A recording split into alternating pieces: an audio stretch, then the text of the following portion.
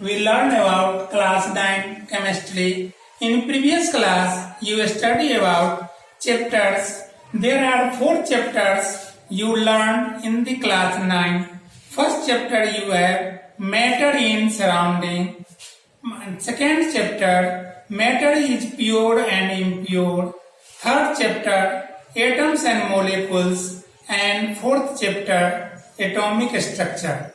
In previous class, you study of the matter and surrounding of our matter.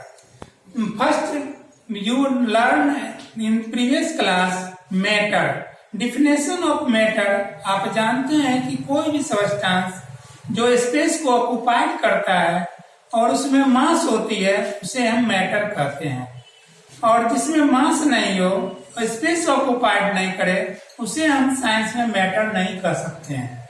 अब हम आते हैं कि मैटर इन आवर सराउंडिंग में हम देखते हैं कि मैटर कितने स्टेट में हमारे अर्थ सरफेस पर पाया जाता है। तो आप सभी जानते हैं कि मैटर का जनरली 3 स्टेट होता है, solid state, liquid state, gaseous state. There are 3 general state and 2 are special state for have plasma and Bose-Einstein condensate. Bose-Einstein condensate are the name of 2 great scientists, German scientist Albert Einstein and Indian scientist Satyendra Nath Bose. अब हम देखेंगे state of matter में, state of matter जो 5 प्रकार के होते हैं, जिसमें 3 आपके कॉमन है, जो सॉलिड स्टेट दैट मीन्स ठोस, liquid state that means liquid तरल, और gaseous state that means gas.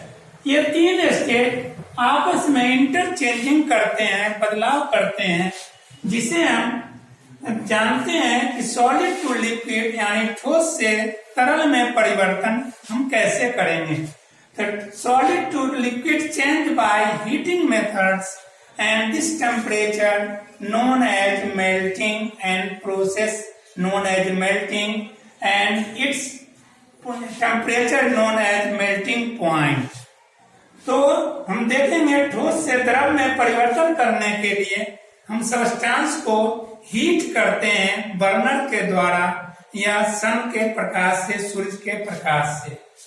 और सॉलिड टू लिक्विड चेंज में ये देखा जाता है कि इसकी अवस्था परिवर्तन, स्टेट परिवर्तन होने पर सॉलिड की जितनी मात्रा होती है उससे आयतन लिक्विड स्टेट में बदल जाती है, बढ़ जाती है। दूसरा परिवर्तन है change of liquid to gas. Liquid से गैस को चेंज करने के 2 प्रोसेस हैं, एक है इवोपरेशन और दूसरे हैं vaporisation. Evaporation and vaporisation. Evaporation कोई भी टेम्परेचर पर सेटिस्फाइड करता है, लेकिन वेपोराइजेशन आपका एक सर्टेन टेम्परेचर होता है जिसमें लिक्विड से गैस में परिवर्तन कराया जाता है।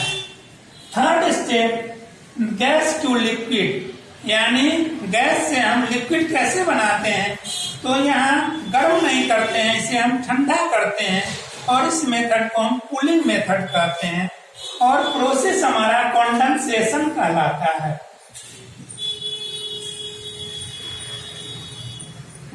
और इसे हिंदी में हम द्रवीभूतीकरण या द्रवीकरण भी कहते हैं।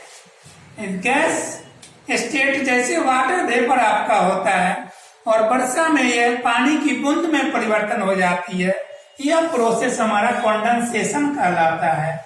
चौथा स्टेप है जो हम चेंज ऑफ स्टेट में लेते हैं, liquid to solid.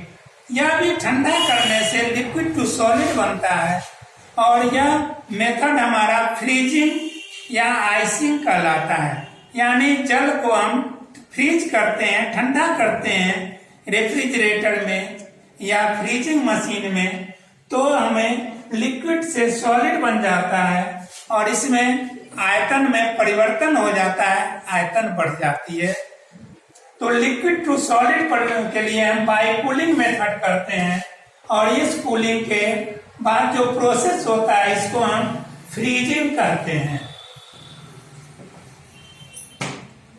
Last fifth change solid to gas और gas to solid.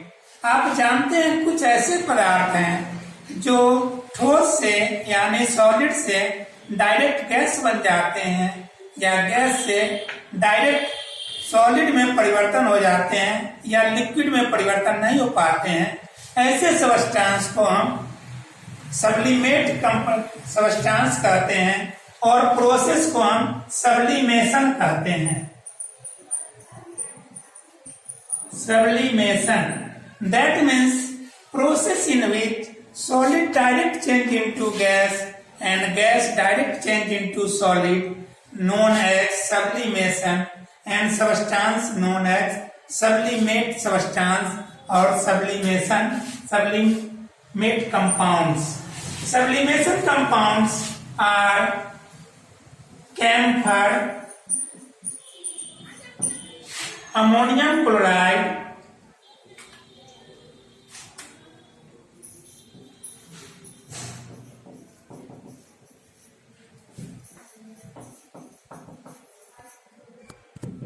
anthracene,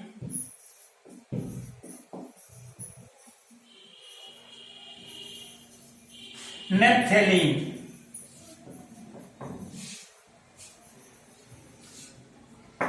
There are four sublimate compounds which are changed direct to solid to gas or gas to solid.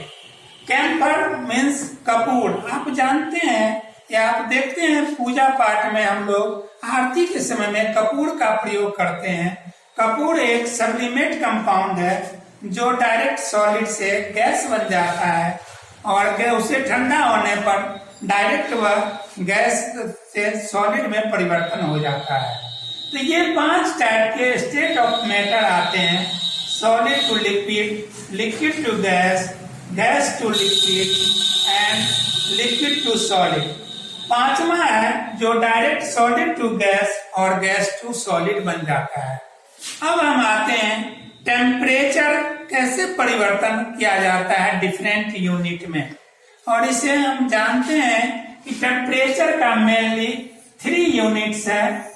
First unit है kelvin,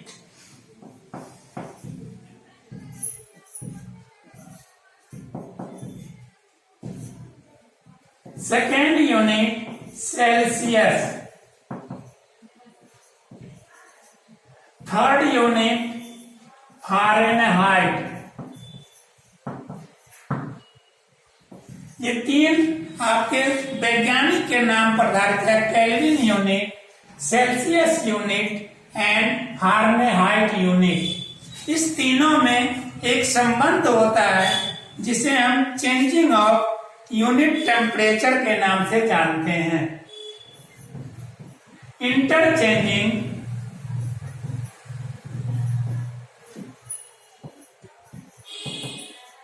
of unit of temperature.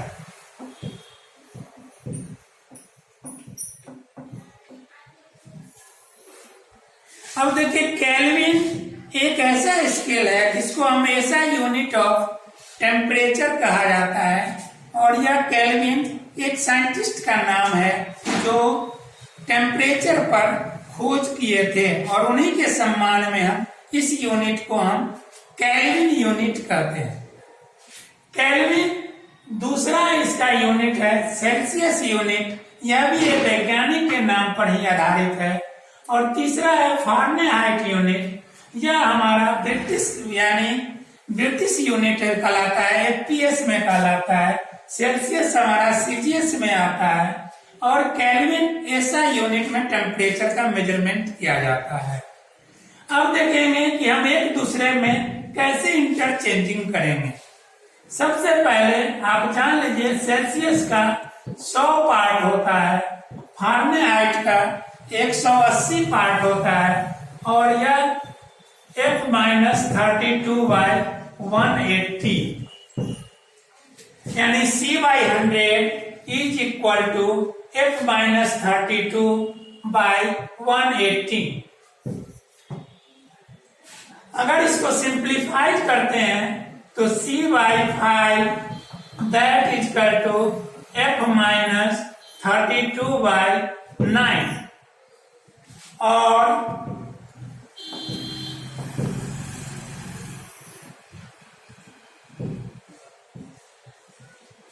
c is equal to 5 by 9 f minus 32।